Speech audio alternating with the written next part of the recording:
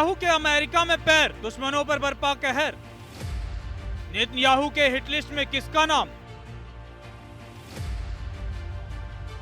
Israel के प्रधानमंत्री Benjamin Netanyahu जब भी अमेरिका दौरे पर जाते हैं, उनके दुश्मनों की सांसें थमने लगती, उनके दुश्मनों के लिए खतरे की घंटी बजने लगती। लेकिन इसकी वजह क्या है? दरअसल उनके दौरे से अक्सर किसी दुश्मन नेता की मौत की खबर जुड़ी होती।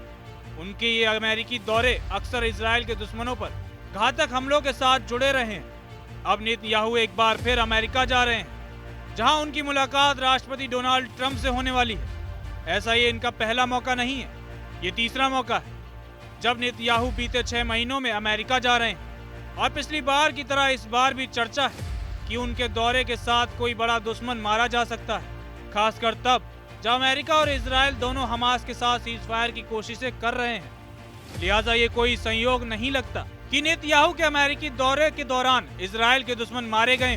मिसाल के तौर पर सितंबर 2024 को याद कीजिए, नेतन्याहू यूएन महासभा को संबोधित करने न्यूयॉर्क पहुंचे थे। ठीक उसी वक्त बेरूत के हिजबुल्लाह नेता हसन नजरुल्लाह को मार गिराया गया।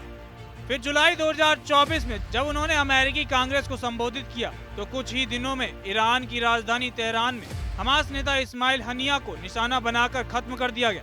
अब नेतन्याहू फिर अमेरिका आ रहे हैं, तो सवाल है कि इस बार किसकी बारी है? हिट लिस्ट में है हमास के बड़े चेहरे। इजराइल के डिफेंस मिनिस्टर इसराइल कात्जा ने हाल ही में दोहा में मौजूद हमास नेता खालील अल हया को सीधे धमकी दी थी कि वे अगला निशाना हो सकते हैं। साथ ही गाजा स्थित सैन्य कमांडर इज़ अल दीन अल हदाद का नाम भी सामने आया है। इजरायली मीडिया की माने तो हमास के कुछ और बड़े नाम भी इस हिट लिस्ट में शामिल हैं, जैसे लेबनान में उसामा हमदान, अल्जीरिया में सामी अबू जुहारी और कतर में खालील अल हया। कतर में मच गई खलबली। कतर अमेरिका का रणनीतिक सहयोगी है और वहां यूएस सेंट्रल कमांड का हेडक्वार्टर भी है। अगर इजराइल वहां कोई हमला करता है तो वो सिर्फ एक हत्या नहीं बल्कि एक अंतर्राष्ट्रीय विवाद बन सकता है। यही वजह है कि जब दोहा में मौजूद हमास नेताओं खलील अल हया, मोहम्मद इस्माइल दरवेश और जाहिर जबरीन से हथियार जमा कराने को कहा गया, तो बात सिर्फ सुरक्षा नहीं बल्कि तनाव की भी थी। अमेरिका के साथ इजराइल का सीक्रेट गेम।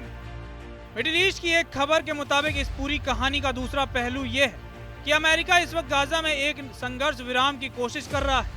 ट्रंप ने कहा कि इजराइल 60 दिन की सीजफायर के लिए तैयार है, लेकिन इजरायली मीडिया की रिपोर्ट है कि इस डील के पीछे एक गुप्त सहमति भी है कि अगर जरूरत पड़ी तो इजराइल फिर से हमला शुरू कर सकता है। यानी एक तरफ शांति की बात हो रही है और दूसरी तरफ टारगेट एलिमिनेशन की तैयारियां।